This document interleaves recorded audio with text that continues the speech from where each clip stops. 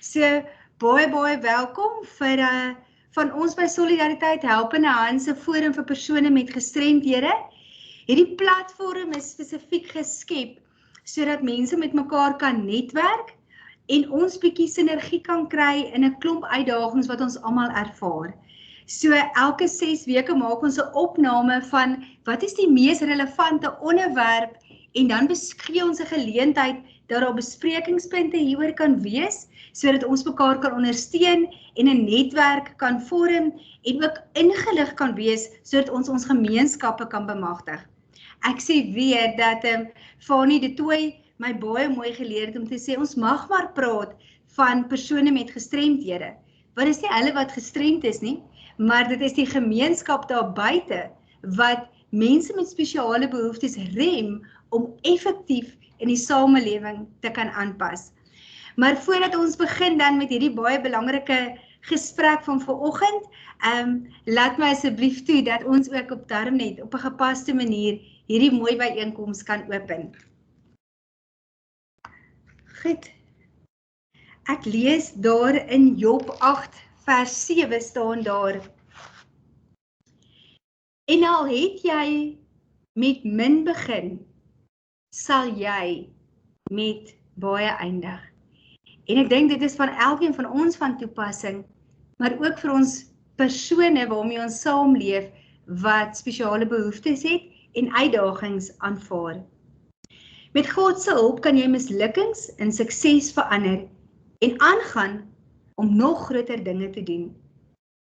En dan hierdie rusgebed wat so mooi geskryf is. Ek lees dat iemand dit op 'n papiertjie neergeskryf het en toe sommer net 'n predikant dit gelees het een oggend by sy gemeente jare terug en hierdie toe een van die mees kragtigste bekende gebede geword het en dit klink so: God, gee my die rus om dinge te kan aanvaar wat ek nie kan verander nie. Die moed om dinge wat ek kan te verander. En dan Here die wysheid om ook die verskil te ken. En soms wanneer ons leef met gestremdhede, is daar 'n klomp goed wat ons nie kan verander nie. Maar ek dink wel daar's goed wat ons kan verander. En dan bid ons vir die Here die wysheid sodat ons wel dit kan doen. So kom ons sit so, dan bid ons saam. Vader God, wanneer ons stil raak in 'n besige oggend en 'n besige week en 'n besige wêreld, dank ons U dat ons so klein bietjie kan kom stil raak in U teenwoordigheid en kan kom stil raak vir die mense wat U op ons pad geplaas het, wat ons so nodig het. Mag ons in elkeen potensiaal sien, net soos wat U elke persoon perfek gemaak het, want elkeen het 'n skepingsdoel voor U oë. Baie dankie Here vir mense soos Tenike. Ek bid dat U ook vir haar sal seën in haar roeping en in haar gedrewenheid en ook met haar aanbieding. Ek bid dat ons sal hoor wat ons moet hoor en dat ons harte altyd sal oop wees sodat ons U hande en voete kan wees. Dankie dat U deel is van ons leefwêreld, Here, en dat ons in ons instrumente kan wees vir U. Ons nooi U dan nou in ons elke dag se lewe, maar ook spesifiek vir die uur wat ons gou by mekaar kan kom stil raak en stil staan. Dankie dat U altyd en oral teenwoordig is. Amen. Goed, Tenike, baie dankie dat ons jou kon nooi. Ons het 'n voor die tydse meningsopname gemaak om te sê, maar wat is relevant? En met ons meningsopname onder ons helpende hand se streeks of gemeenskapsontwikkeling personeel, het dit nogal uitgekom dat ons bietjie vanoggend wil gesels oor Down-sindroom. Vir die ander van julle wat inskakel vanaf ander platforms, ander gemeenskappe, ander sentrums, ook weer eens baie welkom vir julle. Ek gaan dit nou net noem die afkondigings of belangrike datums wat ek baie graag wil hê julle moet onthou. Is die verrykingsoggend die 22ste Junie. Dit gaan 'n aanlyn byeenkoms wees, maar ook 'n spesiale byeenkoms hier in Centurion waar ons hoofde of personeel wat aan die bestuur staan van inrigtings wat met persone werk met spesiale behoeftes wil uitnooi om die 22ste Junie die oggend van 9 uur tot 1 uur uit te sit, waar ons julle wil versterk met inligting en waar ons 'n hele program vir julle aanbied. So ons gaan dit nader aan die tyd vir julle uitstuur oor wat presies dit gaan wees. Intussen vra ek net vir julle om asseblief dit in gedagte te hou. En dan ons ligkonsert is die 19de September. Dis ons liefde en gestremdheid groot konsert wat ons weer gaan aanbied by Afriforum Theater en waar ons hierdie gaan wy spesifiek aan ons persone met gestremdhede. En dan die derde ding, hou asseblief die datum oop van die 18de Junie. Dis ons volgende forumgesprek. En dit sal vir my baie lekker wees as julle vir Amanda 'n e-pos kan stuur na afloop van hierdie gesprek of deurlopend om aan te dui wat 'n spesifieke behoefte ons kan bietjie kan inzoom op of kan ondersoek instel wat relevant is sodat ons op die 18de Junie 'n kundige op daardie gebied kan kry wat bietjie met ons kan kom gesels. So Tenike, is ook 'n ouer van 'n kind met Down syndroom, maar sy's ook die hoof van die Down syndroom vereniging in die Wes-Kaap. Ek gaan tog vir Tenike die geleentheid gee om haarself bietjie aan julle bekend te stel en haar agtergrond te deel voordat sy met haar aanbieding begin. Na afloop van haar aanbieding gaan ons 'n vraag en antwoord sessie gee en dan gaan ek ook vra dat as daar mense is wat op ons database wil wees, het sy jy 'n ouer, 'n onderwyser of wie ook al is, dat ons jou kan plaas wanneer mense jou kan navraag kan rig aan jou of ondersteuning kan bied, dat ons dit wel so gaan doen. So, baie dankie vir hierdie tyd in julle dag wat julle uitgesit het, en dan gaan ek oorgee vir Tenike. Baie dankie Tenike ook vir jou kundigheid en vaardighede wat jy vandag met ons kan kom deel. Baie dankie Suzette en dankie vir die geleentheid, solidariteit ook, en Amanda aan die agtergrond vir al die tegniese gremlins wat ons vanoggend al moes uitsorteer. Baie dankie daarvoor ook. Ja, jy het eintlik nou alles gesê van my. Ek is werksaam by die Down syndroom vereniging, het onderwys gaan studeer en toe by 'n argitek gewerk en toe in 2005 en 6 het ek besluit ek wil bietjie meer teruggee in die gemeenskap. En so het ek begin werk as sekretaresse by die Down syndroom vereniging. En wat my eintlik maar hier laat beland het, is dat ek 30 jaar gelede is my seun gebore. Dit was my tweede kind met Down syndroom. En so ek sê altyd, jy kies nie Down syndroom nie, Down syndroom kies jou. En ja, dit is 'n met tye 'n moeilike pad, met tye maar oor die algemeen 'n wonderlike pad, en ek kan regtig met eerlikheid sê dat dit nie iets is wat 'n mens ander mense toewens nie, maar dis ook nie iets wat ek vir myself sal ooit wil verander nie. Dis 'n heeltemal 'n ander wêreld. En op die foto is Kevin, dit is my seun, saam met sy meisie.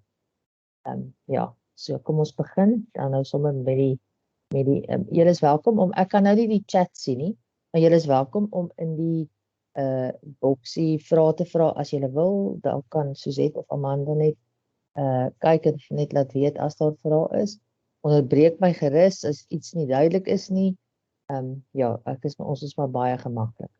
En ek wil ook net sê, ek vra om verskoning as daar enige Engelse woorde inglip. Ons doen meeste van ons voorleggings in Engels en ek het my bes probeer.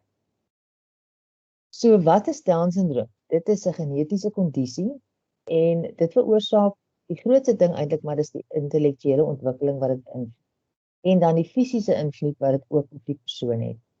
Die voorkoms is een uit amper 800 geboortes wêreldwyd.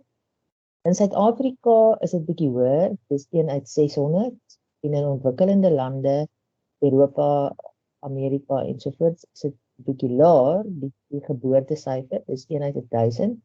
En die enigste rede daarvoor is maar die amniosintese en ander stiftings en toetse wat gedoen word en dan dat mense kies om te termineer. In Suid-Afrika glip baie babas met Down syndroom nog onder die radar deur want ons het nie altyd die fasiliteite nie en veral in die landelike gebiede is dit mos nou maar baie moeiliker. So iemand met Down syndroom het 47 kromosome en nie tipiese 46 soos ons nie. Soos by tipiese mense, hy het nog steeds 23 paar, hy of sy, maar op 21ste paar is daar ekstra genetiese materiaal. En daarom verwys ons ook na Down-syndroom as trisomy 21. En daai ekstra genetiese materiaal is dan 'n ekstra kromosoom. Dis die mees algemene kromosoomafwyking in die wêreld en die naam Down-syndroom verwys nie na iets wat af is of sleg is of negatief is nie. Dit is vernoem na Dr. Langdon Down en in 1866 hy het gewerk in 'n instituut in Engeland en hy het gesien dat daar 'n hele groepie van sy pasiënte is wat dieselfde mannerismes het, dieselfde loop en praat en lyk selfs. En hy het toe Down-syndroom die eerste keer as 'n syndroom beskryf. Eers in 1959 het Dr. Lejeune, hy's 'n Franse genetikus by die Lejeune Instituut,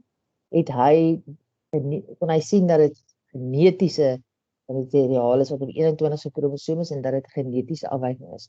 Dit is nie oorerflik, maar dit is wel geneties. Dit hou nie verband met ras nie, nie nasionaliteit, geloof, sosio-ekonomiese omstandighede nie. Dit is regtig net iets wat gebeur. Die belangrikste aspek van Down-syndroom is om te weet dat alhoewel hulle anders lyk en partymal 'n bietjie anders optree en partymal 'n bietjie anders praat, is hulle baie meer net soos ons tipiese mense. Dit word veroorsaak deur 'n fout wat insluit tydens selverdeling, bekend as non-disjunction. Ek het dit nou probeer vir Afrikaans na nie disjunksie, dis maar wat hulle nie Google sê.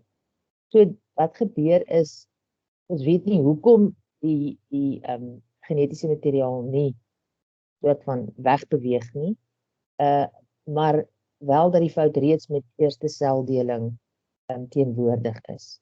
En dit is baie belangrik, veral vir ouers, belangrik om te weet dat niks wat die ma of die pa gedoen het of nie gedoen het nie, oorsaak Down-syndroom. Dit is net iets wat gebeur. Die ouderdom van 'n ma is vraag wat ons baie kry. Dit speel wel 'n rol met voorkoms van Down-syndroom. So hoe ouer die ma, hoe groter die risiko. 'n 25-jarige vrou het 'n kans van 'n 1 uit 1200 teenoor 'n 35-jarige vrou wat dan al 'n kans van 1 uit 350 het. Maar vrouens kry die meeste van die tyd word vrouens ma's tussen die ouderdom van 18 en 35, 40. So die meeste van ons ma's is maar in daardie ouderdomsgroep. Ek self was in my laat 20s toe ek gebore is. So dit is nie te sê omdat jy jonk is jy gevrywaar hoegenaamd nie. Die diagnose word gewoonlik by geboorte gemaak. Of kort daarna word die babatjie geïdentifiseer as 'n baba met Down-syndroom. Die aanvanklike diagnose is net op fisiese karaktereienskappe van die baba. Maar en dit sluit dinge in soos lae spiertonus, 'n enkel palmvou oor die hand, plat voorkoms van die gesig, platter agterkop, oë wat skuins na bo loop. Daar's ook iets soos Brushfield spots wat hulle in hulle irisse kry. Die babas het 'n groter nekrol as tipiese babas. So daar's verskillende goed wat 'n aanduiding is vir dokters dat hier is die moontlikheid.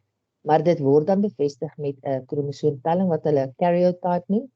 En dit is dan 'n telling volgens die grootte, die nommer en die vorm. En hier op die regterkant kan jy hulle sien. Op die 21ste kromosoom daar waar die pyltjie is, daar sit die 3 beentjies waar daar net 2 moet wees. En dit is dan nou die ekstra bietjie wat al die drama veroorsaak. Wat nog interessant is dat daar 3 tipes Down-syndroom is.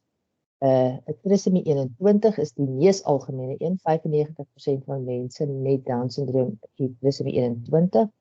En hier voor bevrugting skei die 21ste kromosoom of die eiersel of die spermsel nie. En hierdie genetiese materiaal word dan tydens bevrugting oorgedra. Dan die tweede tipe is mosaïek. Dis dieselfde as in die eerste een, maar dit word nie tydens bevruchting oorgedra nie, dit word tydens eerste seldeling oorgedra. En hoekom dit so gebeur, kan niemand nog sê nie. Dit is voorkoms daarvan is baie minder, dis maar 2% van mense met Down-sindroom wat mosaïek is. So nog steeds het hulle dan tipies hulle omdat dit die eerste seldeling vind plaas en van daar af dan is die ekstra materiaal by. So van die selle is tipies en van die selle is nie. Translokasie is 3% van gevalle en hier breek 'n gedeelte van die 21ste kromosoom af en gaan sit op 'n ander kromosoom. Anders as trisomy 21 en mosaïek is translokasie 'n aanduiding dat die ma of die pa die geen dra wat dit veroorsaak. Dus dit is belangrik om die tipe Down-sindroom te identifiseer, want met translokasie is die moontlikheid om nog 'n baba met Down-sindroom te hê baie groter as met trisomy 21 en met mosaïek tipe Down-sindroom. Ongeag die tipe Down-sindroom is elke persoon met Down-sindroom, alhoewel hulle ekstra genetiese materiaal het en dit hulle ontwikkeling beïnvloed, het die fisiese eienskappe van die persoon en die fisiese eienskappe wat gevolg het, is dit net 'n semantiese verskil. Jy kan nie na iemand kyk en sê hierdie ou het trisomy 21 of hierdie ou het mosaïek nie. Wat vir my ook baie interessant was, 30 jaar gelede toe Kevin gebore is dat die fisiese kenmerke van 'n persoon met Down-sindroom hou nie verband met sy intellek nie. Jy kry mense wat baie minder van die fisiese kenmerke het, so hulle lyk baie meer tipies, maar hulle intellektuele gestremdheid is baie groter. En dan kry jy andersom. In die begin toe Kevin gebore is, het mense baie keer vir my gesê, maar hy lyk nie so baie Downs nie, hy kan nie so erg wees nie. Dit lyk of hy dit in 'n mindere mate het, maar die twee goed hou glad nie verband nie, alhoewel 'n mens dit dalk sou wou glo. Goed, hoe lyk Down-sindroom nou teenoor 100 jaar gelede? In 1929 was die lewensverwagting van iemand met Down-sindroom maar net 9 jaar. Babas is verwyder uit die samelewing en in instituute geplaas en hulle regte was glad nie beskerm nie. In 2024 is die lewensverwagting van iemand met Down-sindroom 60 plus jaar. Ons het mense wat 75 jaar oud word. Babas is nou deel van die familie en die samelewing. Hulle gaan skool toe, hulle werk in gewone werke en hulle regte word beskerm. So in 90 jaar skuif ons van 'n kindersiekte tot 'n lewenslange toestand, van instituut na samelewing en van bestaan in 'n plek na lewe. En die groot bydraes op dit wat daartoe bydra is eintlik maar mediese versorging. So dis antibiotika is een van die groot goed, want dit gaan maar oor infeksies, hartoperasies en in Suid-Afrika is ons gelukkiger as in baie ander lande. Die lewenskwaliteit van mense in die algemeen het verbeter en natuurlik beskermde regte. Ek dink ook dis belangrik om dit te sê dat ons as tipiese mense word ook ouer. 100 jaar terug was 60 oud. Nou is 80 nog nie eintlik oud nie. So dit is ook belangrik. Kinders met Down-sindroom het boonbehalwe die gewone kindersiektes ook ander gesondheidsprobleme wat spesifiek met Down-sindroom verband. 40% van hulle het 'n aangebore hartdefek. In sommige gevalle kan dit met operasies reggestel word, in ander gevalle Kevin het 'n gaatjie in sy hart gehad, maar dit was gelukkig baie klein en dit was aan dieselfde kant van die hart. En op 2-jarige ouderdom het die gaatjie van 2-jarige ouderdom het die gaatjie van self gegaan, so maar ons moet dit nou maar net monitor dop. Maar daar is kinders wat regtig in die begin hartoperasies moet ondergaan, maar weer eens in Suid-Afrika ongelooflik gelukkig met daar's mense wat van Amerika afkom om hulle kinders hier te laat opneem. So voor die ouderdom van 2 jaar is hulle meer geneig om infeksies op te doen as hulle tipiese portiergroep. Daar is ook 'n hoë voorkoms van respiratoriese probleme, visuele en gehoorprobleme. Skildklier is ook baie meer prominent, veral later en dis iets wat mense moet toets deurloop. Leukemia word ook meer onder kleinkinders met Down-sindroom gediagnoseer as hulle tipiese maats. En dan die goeie mediese versorging. Mense met Down-sindroom is nie sieklike kinders of mense nie. Hulle is regtig waar eintlik baie gesond. Hulle kry maklike verkoue. Jy moet hulle maar net mooi oppas. Maar hulle is nie sieklik nie, tensy daar nou regtig 'n groot hart of longprobleme is. Maar hulle word nie as sieklike kinders beskou nie. Leer en ontwikkeling. Dit is belangrik om te onthou dat kinders met Down-sindroom se ontwikkeling stadiger as die norm is. En ons meet ons kinders teen dit waar 'n tipiese 2-jarige kind moet wees. Kyk ons kind is nou nog nie daar nie. Daarin moet ons werk om dit beter te maak.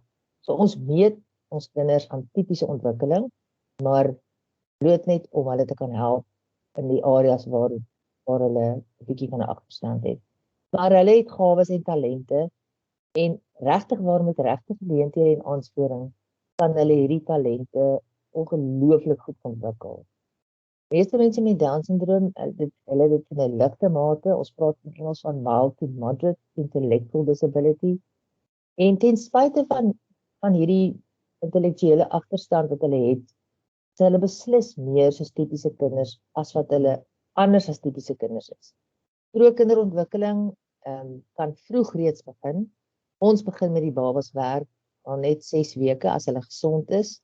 En as ek nou van gesond praat ek spesifiek van kinders met wat nou erge hartdefekte het. En dan spraak- en ontwikkelingsterapie is baie belangrik vir ons kinders. Baie kinders gaan in hoofstroomskole in, as hulle moet begin skool gaan. Hulle gaan in hoofstroom kleuterskole in as hulle kleuterskool toe moet gaan. Maar daar is ook ouens wat meer gespesifiseerde behoeftes het en dan gespesialiseerde programme moet volg. Baie volwassenes met Down-sindroom is in staat om in die hoofstroom te werk in die oop arbeidersmark. Hulle moet net goed opgelei word. Hulle moet die geleentheid kry en hulle moet die plek waar hulle werk moet ook eintlik al opgelei word om verseker te maak dat hulle dit reg hanteer. Daar sal egter altyd mense wees wat 'n meer beskermde omgewing nodig het om te floreer.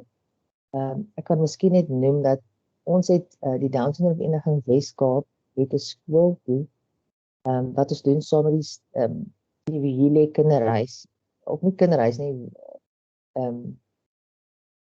woonplek. Want daar is nie net kinders daar nie, op Stiklandse grond. En dit is 16 kinders wat multigestrem is. So hulle het 'n fisiese gestremdheid en 'n intellektuele gestremdheid. Nie Down-sindroom nie, maar 'n intellektuele gestremdheid.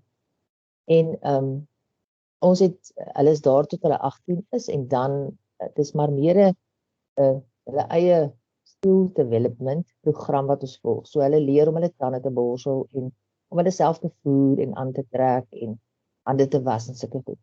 En so 'n paar jaar terug het een van ons 18-jariges klaargemaak en hulle gradueer omtrent. Dis hulle het 'n rok en 'n sash en 'n hele storie.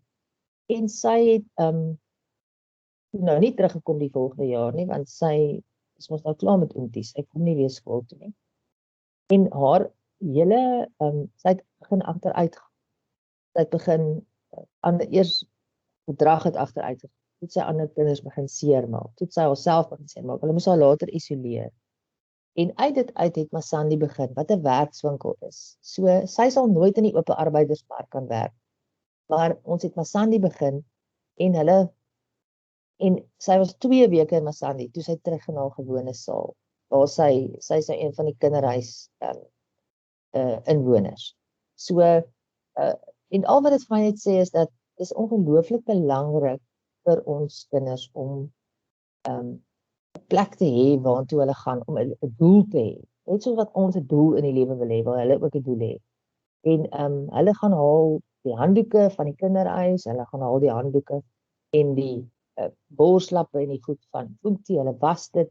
So hulle het hulle take wat hulle moet uitvoer en hulle is baie ernstig oor die werk wat hulle doen. So ja, baie van ons volwassenes, ek dink is belangrik dat hulle nie na skool in hulle huise gaan sit en niks doen nie. Dan dink ek is dit belangrik om te weet hoe mense oor Down syndroom praat. En dis nie hoe jy dit sê nie, maar dis wat jy sê. Ek dink is ook belangrik dat vir ons dat mense moet weet jou woorde maak saak. Ons praat van 'n people first taal. So ons sit die mens eerste. Persoon kom eerste en dan die Down syndroom. En joernaliste is baie keer vies vir ons want dit maak dit baie langer. Jy kan as jy sê Down syndroom baba dan sal al klaar 3 ander woorde wat jy nie hoef te druk nie, maar ons verkies dat jy verwys na die baba met Down syndroom, die man met Down syndroom, die kind met Down syndroom en nie die Down syndroom baba nie. Dis ook vir ons belangrik, ekskuus tog, om nie oulike woordjies te probeer gebruik nie. As jy verwys na mense met Down syndroom, praat van mense met Down syndroom. Nie 'n Downsie of 'n Downie nie, en ouers en familielede is baie keer skuldig hieraan. Ek het eendag vir Kevin gevra, hoe wil jy hê moet mense vir jou sê jy is 'n Downsie of jy is 'n Downie? Sy ma, ek is 'n man met Down syndroom, hulle kan my 'n man met Down syndroom hê. Ek wil nie meer herhalende woorde gebruik nie. Ek wil hulle nou nie eers hier noem nie, want daar's 'n hele klomp van hulle. En dan dink ek ook net onthou, dit is eerste iemand se suster, iemand se broer, dogter, seun, vriendin, en dan iemand die iemand Down syndroom. Dit is nogal belangrik.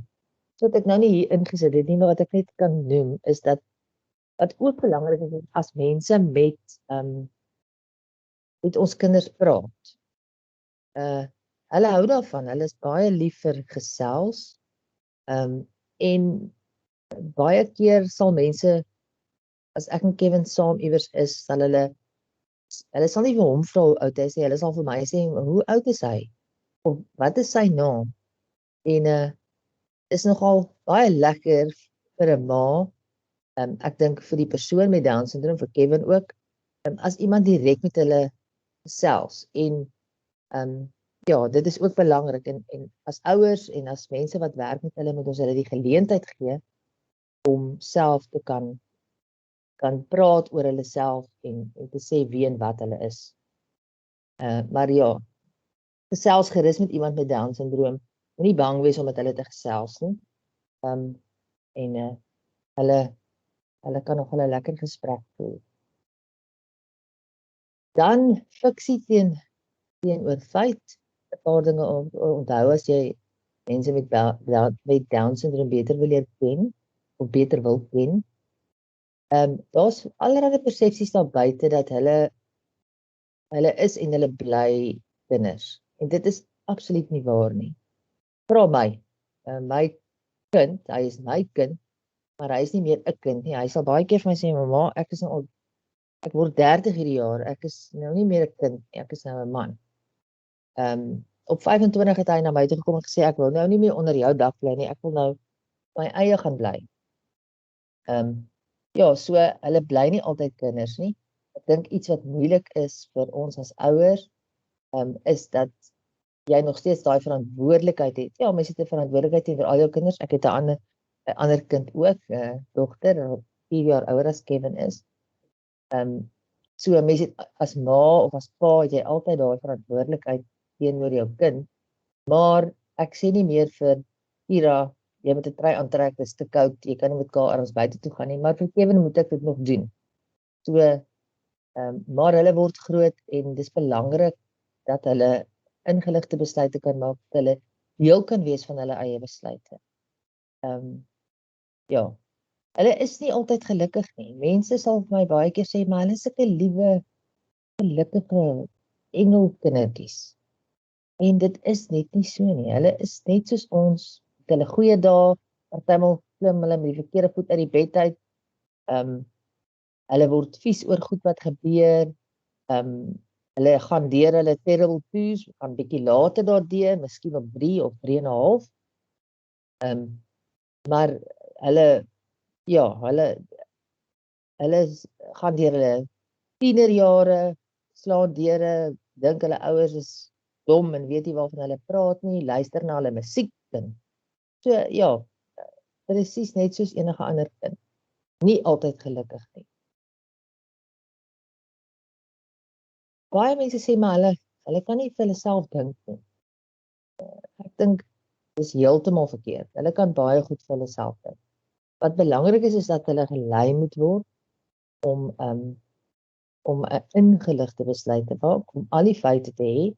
En natuurlik is daar goed waaroor hulle nie noodwendig hulle eie besluite kan maak nie. Kevin het eendag so by die eetkamertafel gesit, ek het in die kombuis gestaan en werk en toe sê hy vir my ma, as ek eendag kinders het, gaan ek hulle name dit en dit gee en ek gaan vir hulle sorg. Ek sê Kevin, ek weet nie of jy gaan kinders hê nie. Dis nie. Hy sê ma, maar ek gaan kinders hê, ek kan vir hulle name gee en so ek gaan kinders hê. Dus ek vir maar dink 'n bietjie aan ander mense wat Down syndroom het. Hulle het nie. Ken jy iemand met Down syndroom wat 'n kind het? En wie gaan na die kind kyk as jy werk gaan? En wie gaan vir jou kind sorg, want dit kos baie geld om 'n kind groot te maak. En ons het weer daaroor gesels en hy het toe op 'n punt gekom waar hy gesê het, maar ek dink dis maar beter dat ek nie kinders het nie. Ek sal maar met ander mense se klein kindertjies speel, maar ek gaan nie self my eie kinders hê nie. En ja, dis 'n moeilike ding om oor te gesels. Maar dit is tog belangrik en ek dink hy het soos al die ander mense wat ek ken met Down syndroom, die volwassenes, dink tog vir hulle self. Ek het was in die bevoorregte posisie om 'n ding by te woon in Johannesburg en hulle vra toe vir my 'n dame hier uit die Weskaap uit saam te bring. Met Down syndroom, sy het al oor see gevlieg ook op haar eie en so aan. Hailey is haar naam en ons bly toe nou in dieselfde hotel. En die aand voor ons moet uitboek, toe bel sy my op die selfoon en sy sê ek sien ons moet môreoggend al 10:00 uit ons kamers uit wees as ons die dag wat jy uit die hotel uit gaan en ons gaan in die konferensie wees, so ons gaan nie. Ek het nie eers daaraan gedink.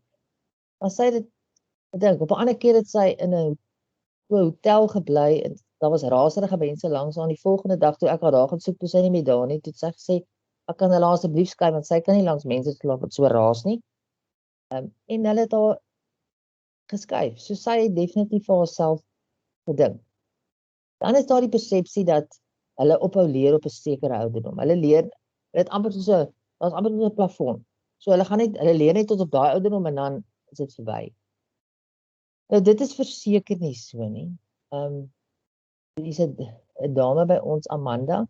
Sy is nou al 45 en sy is mal oor cricket en mal oor rugby. En elke jaar as die nuwe Springbokspan uitkom, weet sy presies wie's wie en wie doen wat en wie rig wie af en dieselfde met die cricket. So sy leer daai name elke jaar nog. So sy het nog nie opgehou nie en sy is al 45. So hulle hou beslis nie op met leer. Baie mense dink daar is verskillende grade van Down syndroom, so jy kry 'n laer graad wat min Down syndroom is en kry iemand wat 'n hoër graad is wat meer Down syndroom is. Ek sê altyd vir mense, Down syndroom is soos om swanger te wees. Jy is of jy is nie. Daar's nie 'n graad van Down syndroom nie. Wat wel so is net soos wat ons as tipiese mense in hierdie wêreld meer verstand en minder verstand het, meer intellek, hoër intellek en laer intellek, is dit presies dieselfde mense met Down syndroom.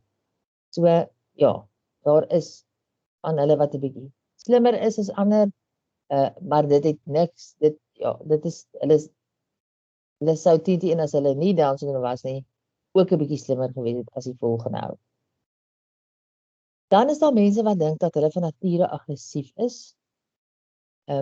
Dit is glad nie so nie. Dit is nie in hulle natuur om aggressief te wees nie. Hulle kan vies raak as mense terg, hulle hou nie daarvan nie. Hulle kan die tergwerk doen, maar jy moet hulle nie terg nie. Maar hulle is nie aggressiewe mense nie. Ek het so in 2018 daarom, nee, bietjie voor dit, 2014 omtrent, het ek 30 mense met Down syndroom en ander intellektuele gestremdhede op 'n kamp gevat. En dit was een van die mees wonderlike ervarings van my lewe. Mense het vir my gesê, jong, jy moet die goed uitpak. Hulle gaan altyd die goed vat en eet en te kere gaan.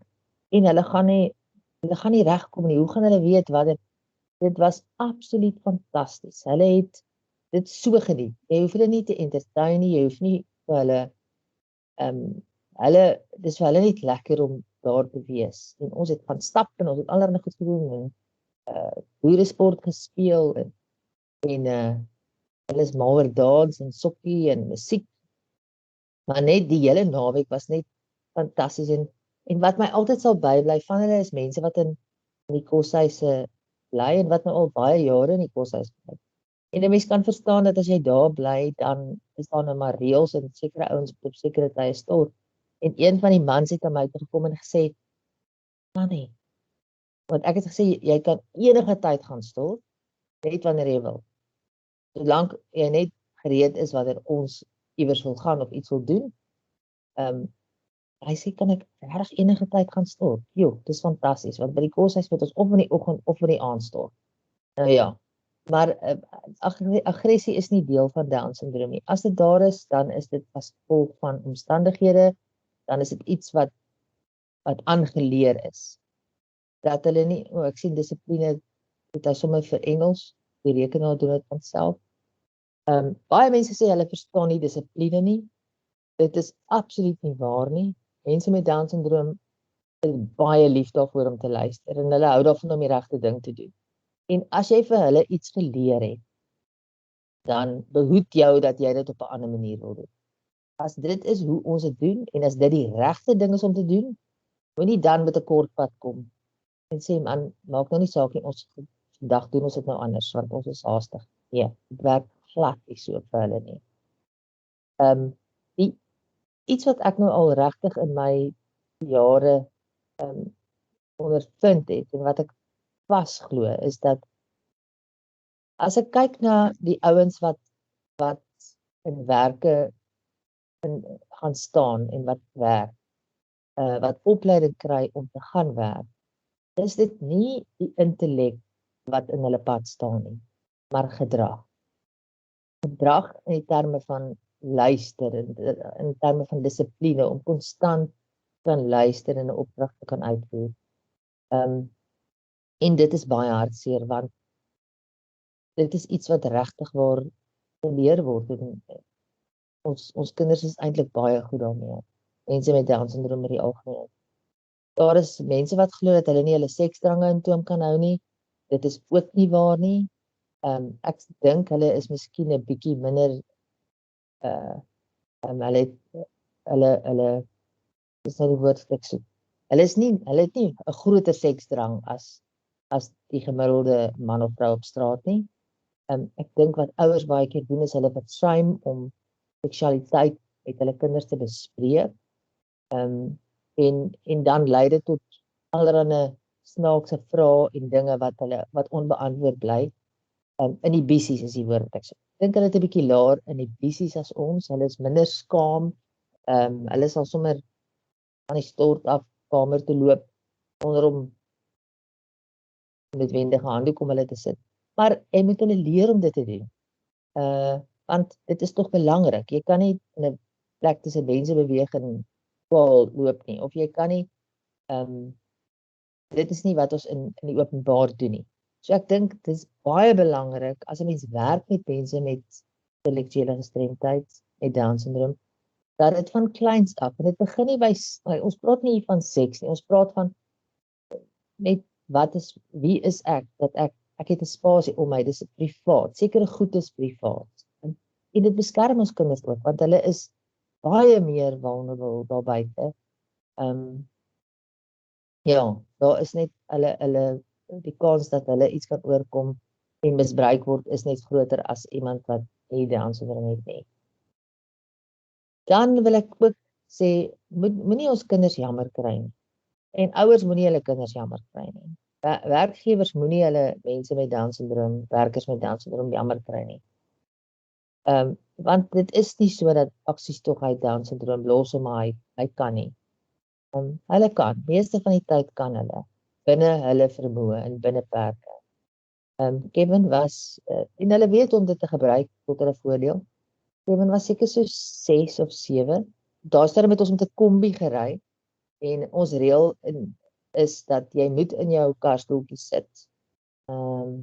Of dan nou op die sitplek sit en jy moet vasgemaak wees. En hulle het nie voor in die kombi gery nie omdat hy so reg op, jy sit maar so reg op die neus. So hulle het agter gesit en toe ek in die robot stop, praat hy en hy staan daar tussen die twee sitplekke. En ek sê, Kevin, jy kan nie hier staan nie, dis baie gevaarlik, gaan klim terug in jou stoel en maak jou dadelik vas. En hy sê, ma, moenie op my skree nie, onthou, ek is Down-sindroom. So, hy het geweet om dit te gebruik tot sy voordeel. Basiese menslike behoeftes verskil glad nie van ons nie. Hulle wil ook maats hê, vriende hê,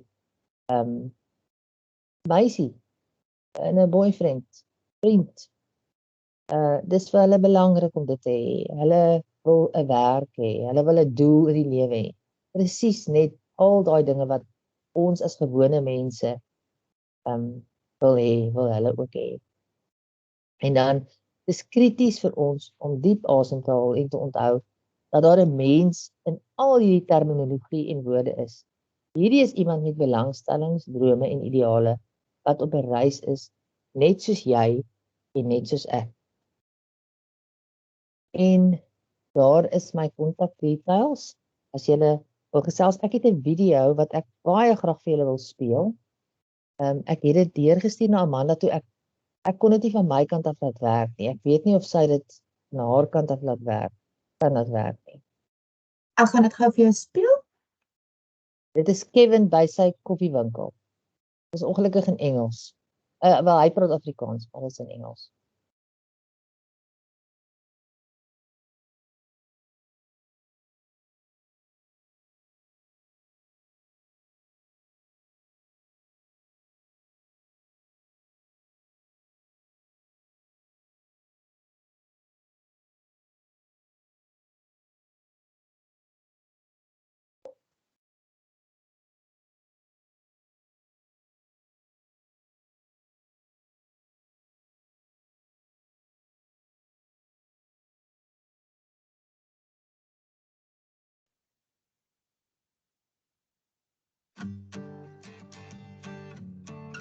My name is Kevin Kasmilan, and I stand up for my rights, the country, and people like me.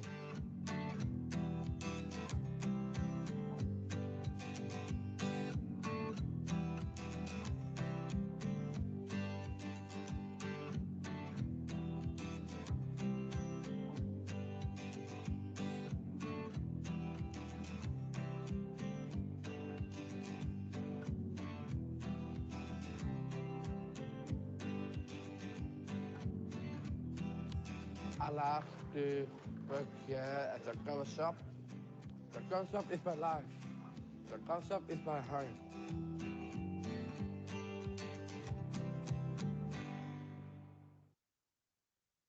Ja, sy is sommer net so 'n kort video, net om vir julle ietsie te wys van Kevin. Tineke, baie dankie. Ons het so lekker geluister. Ek dink almal saam geluister. Ook die video van bemoediging. Ek dink baie keer het ons 'n ongemak wat na persone met Down-sindroom kyk, maar hulle het nie 'n ongemak met hulle self nie. En daarom is dit half daai ding van behandel my net soos enige iemand anders. Ek wil tog graag vir die mense wat inskakel die geleentheid gee om vrae te vra. Ek het ook so 2 of 3 aantekeninge hier gemaak. So ek wil graag hoor, is daar van die wat ingeskakel het hier saam met ons wat 'n vraag het wat ons vir Tineke kan vra?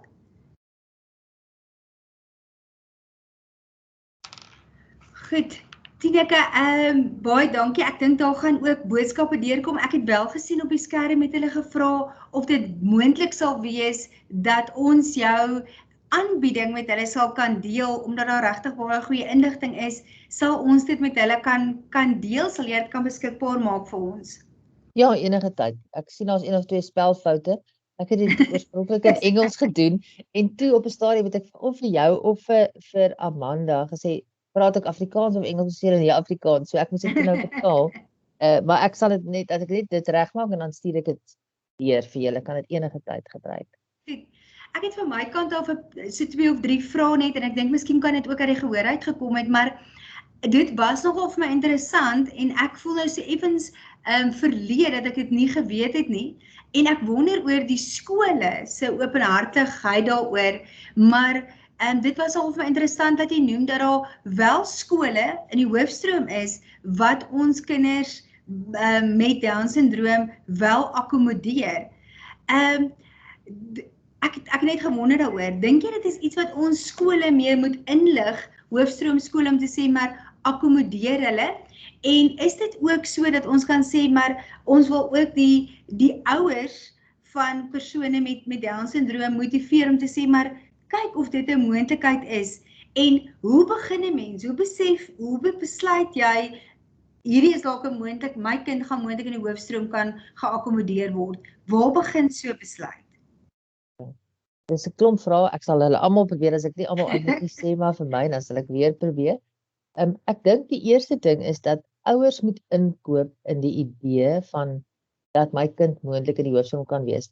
Baie ma's en pa's sal sê, want ek wil nie hê my kind moet tussen tipiese kinders of gewone kinders sit nie, want hulle gaan hom spot of hulle gaan haar, en dit is absoluut nie waar nie.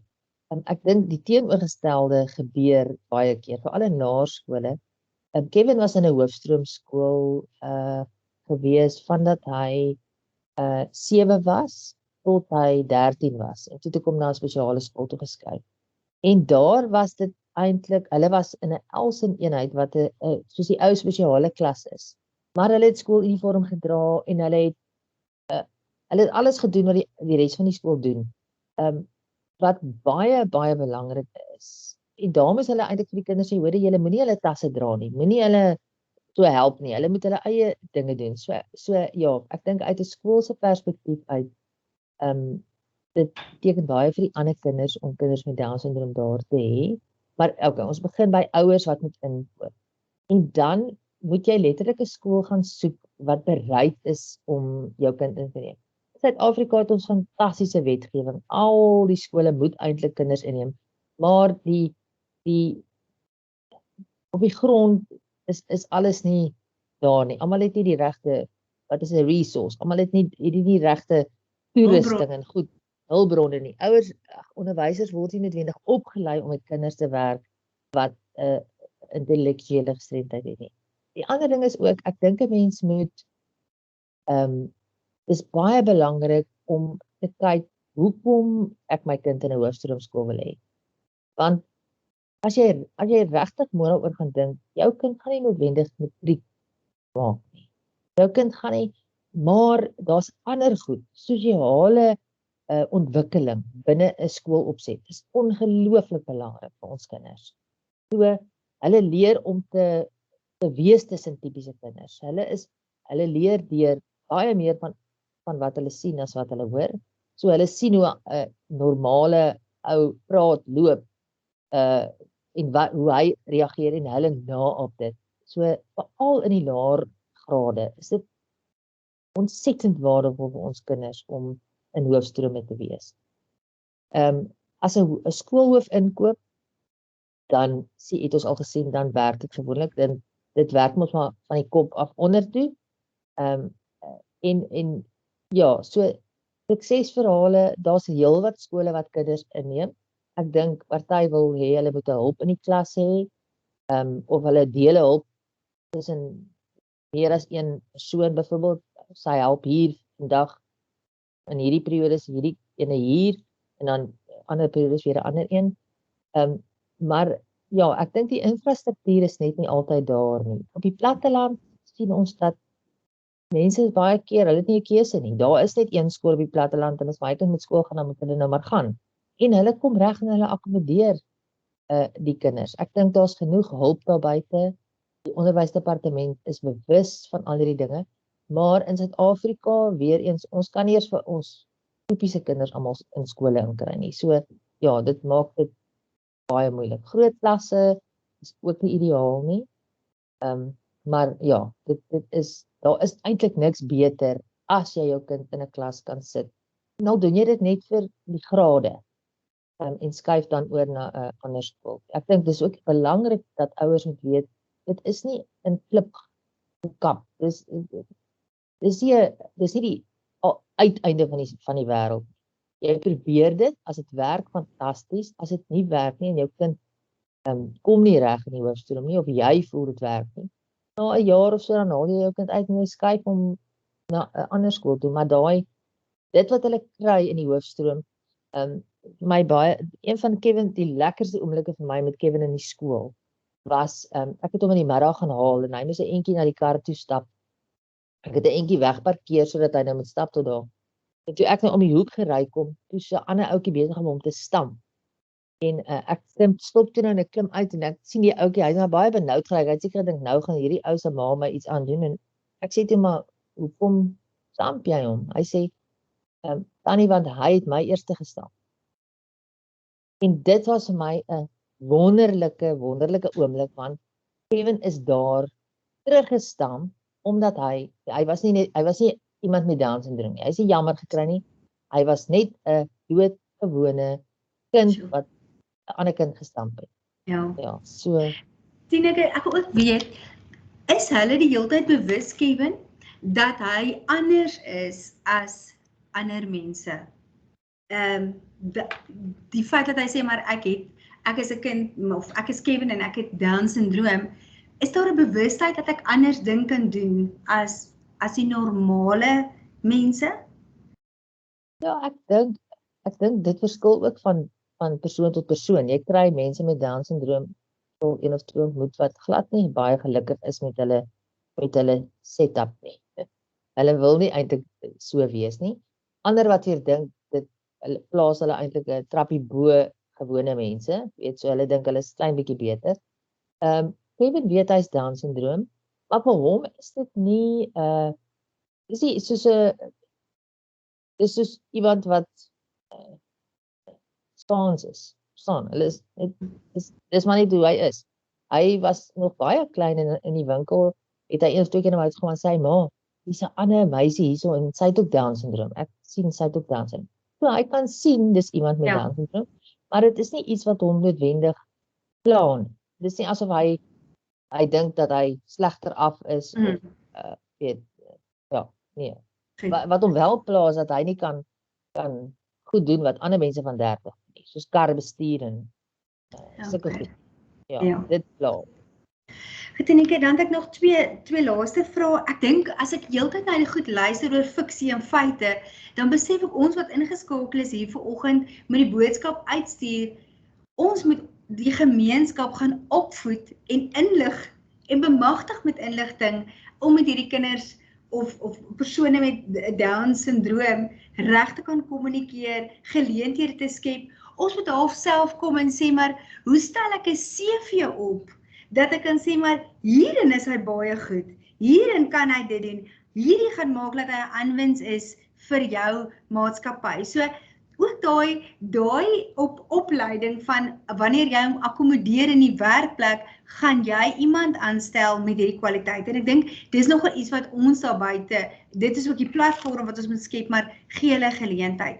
So die twee goed wat ek net veel wil vra is daar iets spesifiek of verskil dit ook maar van kind tot kind of mens tot mens in terme van, jy het nou genoem van musiek, maar is dit iets wat ons moet onthou dat wanneer ons in sentrums hierdie kinders by ons akkommodeer, dat musiek is vir hulle goed of diere is vir hulle terapeuties, is daar sekere goed wat 'n ou kan sê, algemene ding is wat ons moet onthou, dat wanneer ons met hulle werk, of wanneer ons met hulle gesels, hierdie is nogal, is 'n behoefte vir hulle. Ja. Ek dink, as jy nou kyk na volwassenes spesifiek, wel selfs kinders, hulle is oor die algemeen, hulle is regtig baie lief vir musiek. Ongelukkig nie baie musikaal nie, Hulle is bietjie toondoof, so hulle sing baie graag, maar ja, dit is maar gevaarlik. Maar ja, so musiek speel 'n baie groot rol en in my geval met Kevin en ek weet van ander ouers ook, ons gebruik daai musiek ook as deel van lees, want jy moet op 'n CD, okay, CD is nou iets van die verlede, maar jy moet op 'n CD kan lees. Wie se CD is dit? Watter liedjie wil jy luister? Wat is die nommer van die liedjie? So daai goed het ons alles gebruik en geïnkorporeer. Selfs as hy 'n CD insit, gaan na nommer 4 toe. Weet sodat hy kan leer. Ek dink wat belangrik is vir ons kinders, hulle moet leer lees en hulle moet en meeste van hulle kan leer lees en al is dit net funksioneel. Hulle hoef nou nie Tolstoy te lees nie, maar hulle moet darm hulle moet kan weet hierdie is die bus wat soontoe gaan. Dit is hoe laat dit nou min of meer is. Hierdie is die dames badkamer, hierdie is die mans badkamer. Of hierdie is 'n artikel oor iemand wat ek sien hierso. Toe Sewende Laan opgehou het, was dit die eerste ding wat op die voorblad van die koerant toe sê Kevin, hier gaan ek sien Sewende Laan. Wat sê hulle van Sewende Laan? So dat hulle net 'n bietjie ingelig kan wees. So musiek speel 'n baie groot rol. Ek dink die ander ding is net om hulle die geleentheid te gee om vir jou te wys wie en wat hulle is, want dit verskil maar van persoon tot persoon. Maar hulle wil graag gehoor word. Ek dink dis iets wat nogal regtig wegval. Weet, mense sal baie keer, en ek het dit nou in die praatjie ook gesê, mense sal met my praat oor Kevin. Dis amper soos 'n ou wat in 'n rolstoel sit. As jy in 'n rolstoel sit, dan praat mense met woorde, "Hy sies nog, wat het met hom gebeur?" Jy weet, so dis amper daai selfde trant wat mense het. Maar daar's nie iets wat ek kan sê dit is nou tipies Down syndroom nie. Wat hulle wel doen, en ek dink waar hulle in werke staan, is dit belangrik om te onthou dat as gevolg van die lae spiertonus word hulle gouer moeg as ander mense. So dis vir hulle baie groter inspanning. As jy van hier af soontoe stap, gebruik jy soveel energie, maar hulle gebruik dubbel daai energie. So hulle word gouer moeg, so hulle het 'n bietjie meer breuke nodig tussenin. Die roetine wat die eerste dag gevolg word, is die roetine wat hulle gaan volg. Hulle is baie sterk op, hulle hou van roetine, hulle hou van dit en presies te weet wat hulle moet doen. So dit is vir hulle baie belangrik. Dit is ook deel van hulle veiligheidsnetwerk, dit laat hulle goed voel, dit laat hulle veilig voel. En ek dink in die werkplek self, is dit baie keer wat dit kelder is ons praat van die honeymoon period, waar 'n ou begin werk daar en die res van die werkers laat sekere goed al toe. Goeie voorbeeld is pos wat uitgesorteer moet word. Nie dat ons nou meer pos het nie, maar al toe ons nog gehad het. Nou word meneer Botha se pos by meneer Van Wyk afgegee, maar in die begin dan sê meneer Botha, ag, maar dit maak nou nie saak nie, ek sal dit sommer self omruil. Maar na 'n maand begin meneer Botha nou 'n bietjie vies raak, want regtig kan hy dan nie nou nog nie agterkom jy moet hier wees. Waar dit in die begin het regtig dadelik uitgesorteer word. En dis waar die jammer kry inkom. Nie ons kinders jammer kry nie. Leer hulle van die begin af. En ja, wat jy op dag 1 gaan doen, dit is hoe hulle dit gedoen van wil hê. Ja. En ek dink ook mense moet anders aan werk dink. Net ons dink aan werk as 'n 5 dae 'n week. Jy werk van 8 tot 5 uur in die middag of wat ook al. Vir hulle kan dit baie eenvoudiger wees. Kevin werk 3 dae 'n week in 'n koffiewinkel. Maar hy's 'n volwaardige werker en dan party naweke werk hy. Die ander 2 dae gaan hy na 'n werkswinkel toe. En dan kan hy sê vir my ma, ek moet tussenin, is my lekker om in die werkswinkel te wees want die aanspraak op hom daar is baie minder. Die verwagting daar is baie minder en hy kan mense met Down syndroom is baie lief vir self-talk. Dis actually deel van Down syndroom. So hulle sal waar ons in ons koppe dink hulle hardop. So ons sal ry en dan sal hy sê, as ek nou by die huis kom, moet ek my goed uitpak en dan gaan ek dit doen en dan gaan ek dit doen. Ek het presies daai selfde gedagtes, maar ek verwoord dit nie. Ek praat in my kop. Maar binne by die werk kan hy mos nou nie tussen die tafels deurloop terwyl hy koffie bedien en vir mense sê, weet, terwyl hy nou daar loop en sê, ek moet onthou om dit vanaand te doen en ek moet vir daai en dit sê en ek moet vir daai en dit sê nie. So dis inspanning want hy moet homself weerhou daarvan. So ek dink dit is belangrik dat 'n mens dit ook in ag neem wanneer jy mense aanstel. Dat ja, dit is vir hulle baie meer inspanning om, kom ons sê nou maar normaal in aanhalingstekens, ons is seker nie almal normaal nie, maar normaal op dit wil tipies opgetree, waar ons dit baie makliker vind om daar, en dis weer daai inhibisies wat maar daarin uitkom. Dankie Tineke, ek besef ons tyd is klaar, maar ek wil graag, ek sal die verskoon wat moet afgaan. Ek het net 2 goed wat ek nog wil doen, een laaste belangrike vraag en dan wil ek net graag vir ons mense wat inskakel die geleentheid gee om dalk net vinnig te sê wie hulle is en van waar hulle inskakel, dat ons net mekaar kan netwerk. Ek wil vinnig net vir jou vra, in terme van grense en dissipline, is daar 'n kort antwoord om net te sê, vir my die kyk na dit, moenie dit doen nie, wanneer ons kyk na dissipline en struktuur en wat moet ons en wat moet ons doen, of is dit ook 'n ding wat sê, maar hulle het ook verskillende persoonlikhede en maak aanpassings daarbinne, net dalk kortliks dit.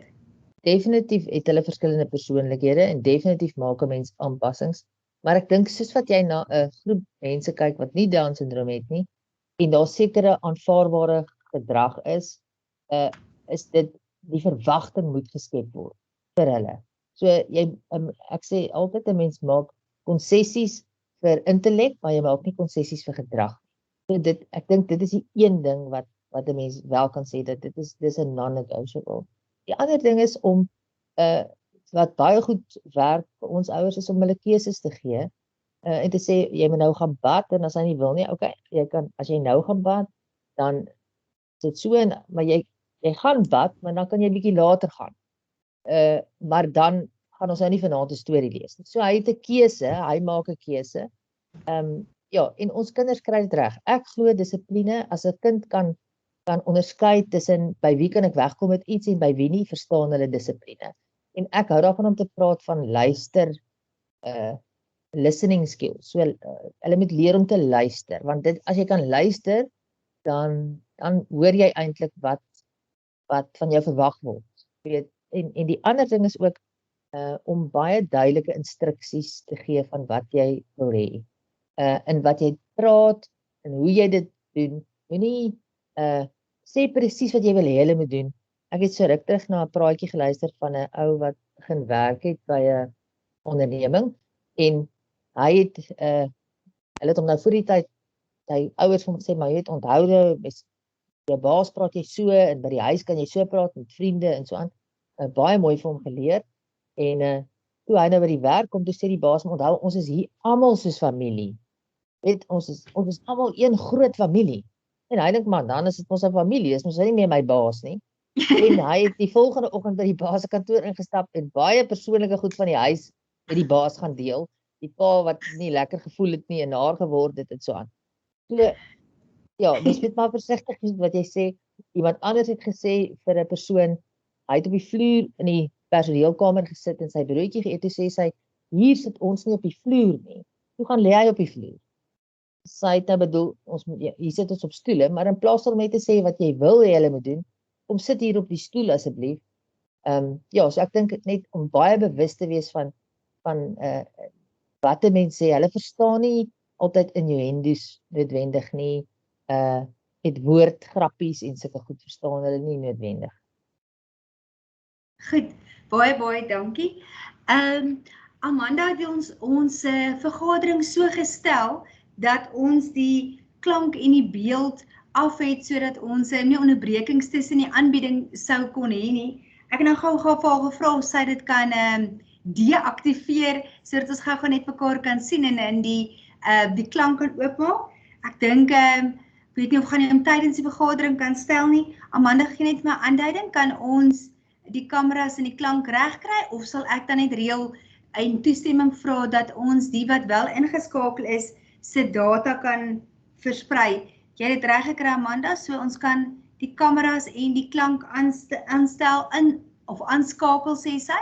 So as ek ook net vinnig kan hoor wie is dit wat vanoggend ingeskakel is en dan sal ons julle data ook versprei onder mekaar sodat ons as 'n hulpbron kan dien en 'n databasis kan dien. So Party het nie kameras nie, maar miskien kan julle dan net sommer net die klank gebruik. So laat ek gou net kyk of ek die view kan regkry. Gallery. Goed. Daar sê, kan ek dalk sommer begin en vir Janie, kan ek net hoor van waar is jy ingeskakel en wie verteenwoordig jy of ja, Janie, kom ons begin by jou. Janie Kreer.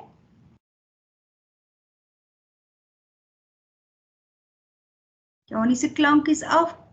Kobus, is jou klank aan? Ja, my klank is aan as julle my kan hoor. Dan sê ons hoor jou mooi, Kobus, dalk kan jy net sê van wie jy is? Dankie, ek is Kobus Venter. Ons is van Solidariteit Alpenrand in die Vrystaat. Ek is die streeksorganiseerder en persone met gestremthede lê ons baie na in die hart. So baie dankie. Dit was regtig vir my baie insiggewende praatjie en ons sal graag met dit dalk verder gaan vorentoe in kontak maak. Goed. Dan sien ek vorentoe, as ek kyk, die ander Aletta. Aletta, kan jy ons sien en hoor? Ja, so hallo, kan julle my hoor? Ons kan Ja. mooi hoor, Aletta. Okay. Ek is Aletta van Rensburg. Ek is 'n ouer van 'n Down-sindroom dogter, Minke Jansen van Rensburg. Hoekom ek ingeskakel het is ook eintlik om vir mense hoop te gee. My dogter het 6 wêreldrekords en sy is aangewys as die sportvrou van die jaar vir gestremdes vir swem.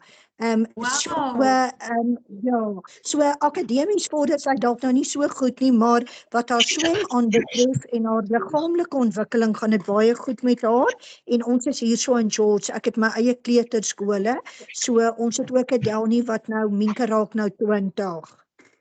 Wow, baie dankie vir daai inspirasie en baie geluk. Ons is saam met jou baie trots op haar en ek dink ons sal graag mekaar storie wil volg en doen. So baie dankie vir die deel, Aletta. Dit is verwaarde prestasie. Dankie daarvoor. Dankie. Goed, en dan sien ek vir Chantel Erlang.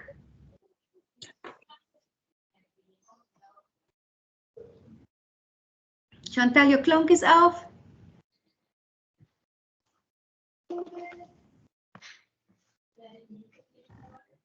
Kan jy my nou hoor? Ek hoor jou, Chantel. Hallo Suzette, hallo Tineke. Ek is Chantel, ek is ingeskakel hier van Helpende Hand se hoofkantoor. Ek is deel van die gemeenskapsjaarspan. Baie dankie Tineke vir jou insiggewende praatjie. Ek het dit baie geniet. Ek het self ook nie 'n Down-sindroom kind gehad nie, maar 'n gestremde dogter met 'n degeneratiewe breinsiekte. Ja, so baie dankie vir jou deel. Dit is maar mens met mense bemagtig met kennis, want ek dink mense is maar oningelig, nê. Gou wat jy gesê het, as mense in 'n rolstoel sit, dan dink hulle daai mense kan nie verstaan of met jou praat nie. So dankie daarvoor. Ja, dit was vir my insiggewend en ek dink tog maar kennis is mag. Mense is net oningelig. So dankie vir jou advies en jou raad vanoggend. Dit was vir my baie lekker om na jou te luister. Dankie Chantel. Benetta, is daar ietsie wat jy wil sê? Benetta is ook van ons hoofkantoor.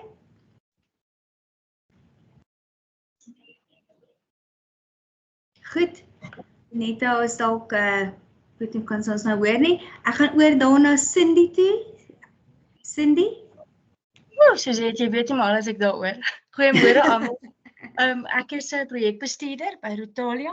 Ons is 'n residensiële fasiliteit in Calderville waar ons verskeie gemengde intellektuele gestremde mense het, maar ook 'n seun wat Down-sindroom het. So ek is honger vir kennis en honger vir inligting hieroor. Baie dankie. Goed, so Cindy het ook 'n werkswinkel waarna jy Tineke nou verwys het. En ek dink baie keer of jy 'n ouer is en of jy by 'n sentrumbestuurder is, voel 'n ou so geïsoleerd. So dit wat sy sê dat mense honger is vir inligting om net te voel, hierdie is iets wat ek kan vat en kan toe en kan gebruik. So Cindy, dankie dat jy ingeskakel het en dankie ook vir die reuse werk wat jy doen by die sentrum. Dan Elmarie. Goeiedag julle. Ek is sommer al aan die praat. Hallo. Ja, Elmarie. Goeiedag. Ek is Elmarie Hof. Ek is die area direkteur by APD in Appington, benede Oranje. So APD staan mos nou vir Association of for Persons with Disabilities. Ons is die enigste APD in die land wat wel statutêre werk doen. So ons het 3 maatskaplike werkers in Appington en dan doen ek ook die hele Namakwaland met 'n maatskaplike werker daar. So ons beveilig kinders met gestremdheid, maar ons werk ook met volwasse gestremdes. So ons het 'n groot taak, ons het 'n magdom area om te bedek met letterlik die 4 maatskaplike werkers. En dan het ons ook 'n Skills Development Center hier by ons in Appington waar ons 12 mense daagliks laat inkom en vaardighede aanleer. Hulle is al so oulik dat ons hulle katalogus met speelgoed wat ons bemark, so die klompie is baie trots op hulle werk. Maar ons werk met letterlik alle tipe gestremdhede. En nog net iets interessant, ek is nou so beïndruk toe Tineke nou sê haar seun werk. Ons sukkel om vir ons mense werk te kry. En wanneer ons nou die geleentheid het, soos vandag druk iemand my verskriklik vir CV's. Want onthou nou, ons is ook so 'n bietjie van 'n foto sirkus. Jy weet ons nou almal wil BE-punte en dan wil hulle ons gebruik vir geleentheid. So ek raak eintlik bitter kwaad oor sulke goed, maar daar's nou 'n geleentheid vir iemand om werk te hê, maar nou sit my 12 mense hier en niemand wil gaan nie. Want hulle weet wat hulle het, hulle is veilig, maar hulle weet nie wat hulle gaan kry nie. So dis ook 'n pad wat ons moet stap en ons mense moet leer om daai sprong te neem. Nou ons het so 2 of 3 wat uitgegaan het en gaan werk het, maar baie gou vra kan ek terugkom. Want dit is nie veilig daar buite nie. Dis nie vriendelik daar buite nie. Dis business, is realiteit. So ons uitdaging is maar ons het dalk nou mense wat 'n geleentheid kan kry, maar wat ook maar bietjie vasklou aan hier's ek veilig en hier weet ek wat ek het, maar ek weet nie wat ek gaan kry nie. Ook omdat hulle kontak het met die wat uitpas. En dan nou daai angs van nou gaan dit nie uitwerk nie, maar dan het ek my plek hier verloor. So ons werk met alle gestremdhede. Ons het wel Down syndroom kliënte, maar ons het ook met baie autistiese kliënte en dan op die spektrum letterlik grens intellektuele gestremdheid. En dan gaan dit baie meer oor emosioneel toe as die emosionele intelligensie is maar die uitdaging. Maar dat ons 'n baie groot area het om te dek en dat ons baie afhanklik is van fondse. Julle weet almal hoe werk dit by NPO's. Ons wil so graag 'n diens lewer, ons wil so graag ons mense in diens stel. Maar dan is daar 'n uitdaging van wat maak ons met hulle as dit nie uitwerk nie? Dan het hulle plek by ons verloor. Ja, Elmarie, baie dankie. Ek dink hierdie kan 'n lekker opvolggesprek wees, Tineke. Ek dink oor hoe hanteer 'n ou sê 'n ou net sekere ure, kom terug werkswinkel toe, kan mens net sekere dae, sekere ure. Maar ek dink daar's nogal vrae rondom en is relevant. Ek dink as ek nou aan Cindy dink, is dit ook by haar by die werkswinkel iets wat so ek dink ons gaan baie beslis 'n opvolggesprek hieroor kan doen. Elmarie, ek het nie geweet van die statutêre komponent nie, so baie sterkte ook. Ek dink dis 'n reuse taak en ek dink ons sal ook graag weer daaroor meer wil hoor. Baie dankie. Goed, en dan het ons vir Hannelie. Goeiemôre almal. Ek is van Helpende Hand Koppiestak en ek is ook baie bly dat ek net kan inskakel by julle en ek leer regtig baie met elke sessie wat ons kan bywoon hiervoor. Goed, baie dankie Hannelie en dankie dat jy inskakel en dankie ook vir die voetwerk wat julle doen in die gemeenskap om ook mense in te lig oor persone van gestremdhede. Dankie Hannelie en dan het ek vir Janie, ek dink Janie sê haar klank is af. Janie, nou het ek die inligting daaroor gemis. Amanda, kon jy Janie se inligting kry dalk? By die chat. Sy sê sy's Janie Kreer. Sy's Elsen Lognerhof Laerskool hoofstroom en privaat leerondersteuning. Dankie vir die inligting en die goeie leiding. Goed. Baie dankie. Ek waardeer dit. Dankie Janie vir jou inskakel en vir die werk wat jy doen. Marie.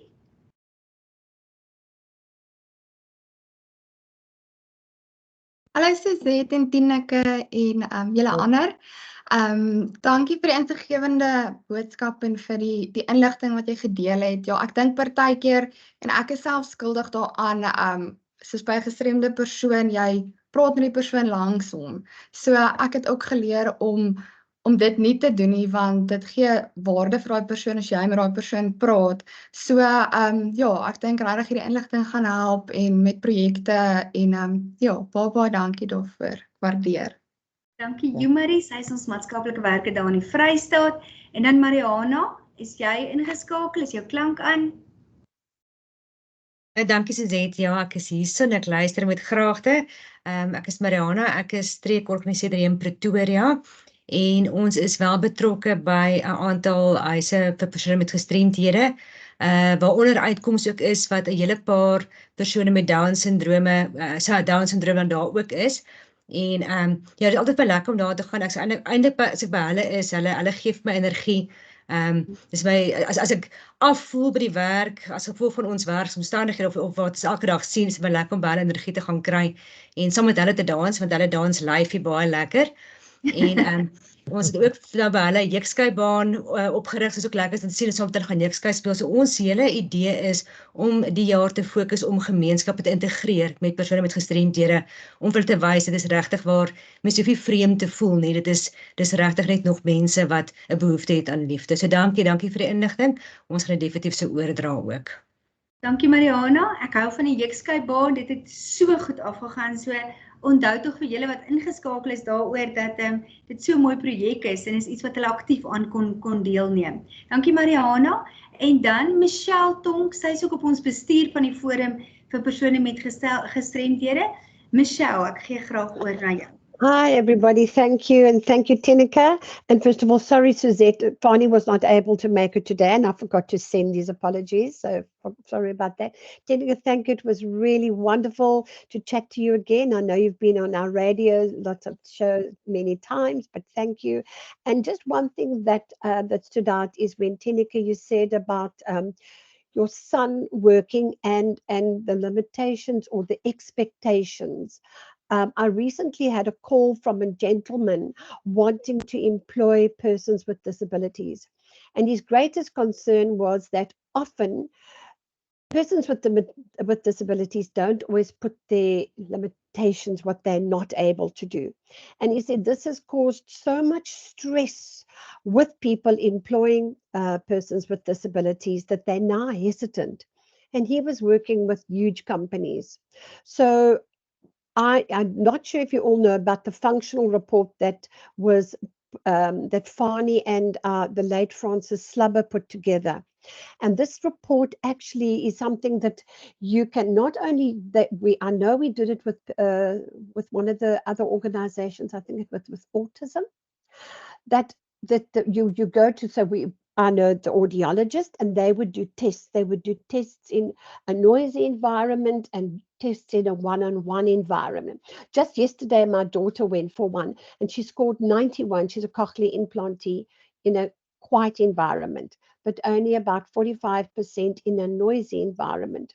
So this will go on your report when you're looking for work, that you're finding a one-on-one, but you will have difficulties answering a telephone. And I think this is something that if anybody's interested in, they can contact me and they can have a chat to Fani about, because when I explained this to the gentleman, he was quite excited. He said that is something that would able to help them when they're placing people. The one lady that we actually spoke to, she was in a receptionist at a game farm, and she was a cochlear implantee, but she just got her cochlear implants. So she was actually asking the guests to write down what they wanted, and then she would answer them, which was causing major stress, not only for her, but for the guests. And they said, don't worry about it. So this is just something that I thought, maybe we all can benefit by. So yeah. Thank you for a very interesting talk. Dankie Michelle. Julle is ook welkom om vir Michelle 'n e-pos te stuur. Sy is 'n regtige bron van inligting en as sy nie weet nie, dan vind sy regtig uit. So Michelle, baie dankie ook vir jou. Dan sien ek ons plek Kempton Park. Wilmarie, is dit jy wat ingeskakel is?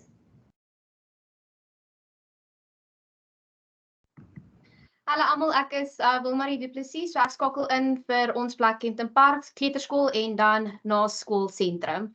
Baie dankie Tineke vir jou wonderlike opleiding. Dit was regtig baie insiggewend en ek dink dit gaan ons ook vorentoe help wanneer ons met die kleintjies werk en ook dan so met die laerskoolkinders. Dankie Wilmarie en ek dink ook dat ons dit moet begin bemark by kleuterskole, naskoolsentrums, waar wil ons gaan om te sê maar ons wil graag 'n geleentheid kry en ons wil graag akkommoderend wees, ook teenoor kleuters wat gediagnoseer is met Down syndroom. Dankie Wilmarie. En dan het ek vir dankie Wilmarie, PW de Bruin. Goeiemôre julle, ek is Christie, 'n LST onderwyser van die WKOD en ondersteun leerders met leer- en fisiese gestremdhede by hoofstroom skole. Die leerders word meestal geplaas in 'n hulpbronklas en omdat ons leerders bietjie meer skolastiese agterstande het, volg ons 'n vaardigheidsprogram.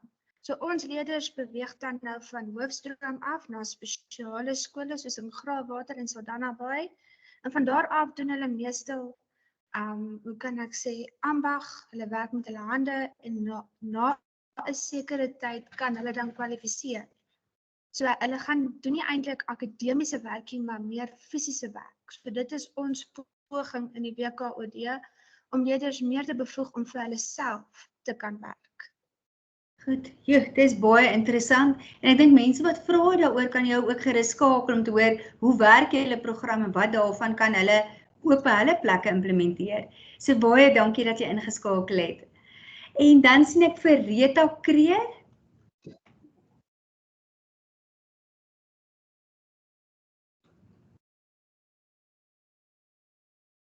Rita, is jy nog ingeskakel by ons? Goed. Ek gaan dan oorgaan na Wilma van die kerk. Wilma, kan jy ons hoor? Ekskuus, Rita sê sy het nie klank nie, maar Rita, ons gaan ook jou besonderhede op die database stuur en dan kan ons ook met jou gesels. Wilma, ek is nie seker of jy dalk ook 'n klankprobleem het nie. En dan sien ek laaste hier op my lys vir Wilmarie. Wilmarie? Hallo julle, ja, ek is ook hier so by Helpende Hand, maar ek was oorspronklik eerste by die forum, so dit is my baie lekker om hier in te skakel en om te sien so baie deelname en mense van reg die land wat hulle inset te lewer en ek sê baie dankie vir jou aanbieding Tineke. Ek my agtergrond het ek gewerk met kinders wat doof is, so ek het gebaretaal, Suid-Afrikaanse gebaretaal vir klein kindertjies geleer wat glad nie taal het nie. Ek het ook op 'n stadium vir tikkies het ek vir hulle mobiele kommunikasiemodule wat hoofsaaklik hulle spraakterapeute gehelp het om met Down syndroom kinders ook maar verskillende kommunikasievaardighede en ek weet ook, ek dink mense vergeet ook baie van die mites wat jy ook genoem het, kom ons maar baie keer gepaard saam met die vaardighede wat die kinders ook al die frustrasies wat hulle het en ek dink kommunikasie is 'n verskriklike belangrike komponent daarvan en dat baie van hierdie uitdagings met die regte kommunikasiestrategie ook makliker opgelos word of makliker ek weet die verwagtinge ook kan reg kommunikeer met ons het gepraat van kinders wat dalk is dit baie voordelig vir hulle om in die hoërstrome ingeplaas te word in die werksomgewing. Maar ek dink ook dis baie belangrik en dis wat Michelle hulle daai program ook ontwikkel het, dat mens in samewerking met sulke goed kan werk, want as mense almal die regte verwagtinge het, dan is die kans vir teleurstelling of die kans vir amper nie verval in hulle vaardighede soveel kleiner. Ek dink mens moet altyd 'n balans tref teen wat kan mens verwag van hierdie kinders wat mens nie hulle onder druk plaas nie, ook nie in mense in posisies plaas wat mense op teleurgestel sal word. Ja, net 'n slegte ervaring. So maar baie dankie en ek dink dit is baie goed dat mense trekke. Goed. Baie dankie. Dankie Wilmarie, ook vir jou. Ek hoop nie ek het enige iemand nou oorgeslaan nie. As ek het, vra ek groot verskoning. Skree net uit, sê net jou naam, dan gaan ek vir jou geleentheid gee. Ek kan nou probeer om so met die lys af te gaan. is daar iemand wat ek dalk oorgeslaan het? Met die kelkie of met die brood, niks nie, het almal dan gekry, goed. Ek gaan dan vra, daar is 'n poppie wetgewing waarin ons gebind is. Ek gaan vra dat Amanda ook met die databasis die inligting aan julle versprei sodat julle kan kontak maak. Ek sien daar is ook 'n e-pos rondom die vaardigheidsontwikkelingsprogram wat nou gestuur is. So baie dankie daarvoor. Indien jy nie jou kontakbesonderhede wil gee vir enige iemand wat vandag hier is nie, laat weet asseblief vir Amanda, dan verwyder ons uit respek uit ook jou kontakbesonderhede en deel ons dit nie. Andersins wil ons graag dit deel, sodat julle vra het wat julle nou iets hier gehoor het, wat julle dink vir julle kan ondersteuning bied, wel kan gebruik. En ek dink dis ook die deel daarvan, die inligting en die data of die netwerkplatform wat ons hier wil skep. Ek wil weer eens vir julle sê, baie dankie vir julle elkeen se tyd. Neem asseblief deel op hierdie forum, stuur e-posse na Amanda toe met vrae of met 'n volgende spreker oor 6 weke wat julle graag sal wil hê, of enige iets waarmee ons kan help of ondersteun, dan kyk ons daarna. Onthou die belangrike datums van die verrykingsoggend, die ligkonsert en dan ook die volgende gesprek van die 18de Junie. Baie dankie vir julle elkeen se tyd. Dankie vir julle passie vir persone met spesiale behoeftes en gestremdheid. En mag julle ook daai lig aanskakel vir hulle en mag julle weet dat ons ook die verantwoordelikheid het om vir hulle 'n advokaat te wees daar buite wat hulle saak daar kan stel. Tineke, dankie ook vir jou aanbieding. Ek gaan ook vir jou vra, ek sal met jou kommunikeer oor dat ons net 'n kort stukkie ook op ons Facebook kan plaas oor belangrike feite wat ek so graag sal wil deel op ons nasionale blad, spesifiek vir persone met gestremthede. Dankie vir julle elkeen se tyd en dan gaan ek julle vir nou groet en ek hoop regtig dat julle 'n baie mooi week verder het. Baie dankie. Baie dankie Suzette. Dankie Tineke.